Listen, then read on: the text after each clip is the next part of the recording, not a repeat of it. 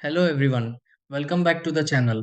If your electric scooter is experiencing speed problems, unusual settings, or communication issues, resetting the controller may help restore normal operation. The electric scooter controller acts as the brain of the scooter, and temporary software glitches or incorrect configurations can sometimes affect its performance.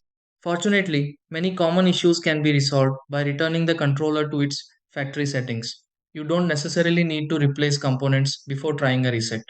In this video, I'll guide you through several easy steps that may help you successfully factory reset your electric scooter controller and get your scooter running smoothly again. Try these. Step 1. Turn off the scooter connected to the electric scooter controller and place it on a stable surface.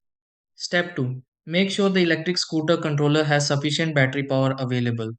Step 3. Disconnect power from the electric scooter controller before beginning the reset procedure. Step 4. Activate the reset sequence designed for the electric scooter controller. Step 5. Wait while the electric scooter controller restores its default settings. Step 6. Reconnect and test the electric scooter controller to confirm normal operation.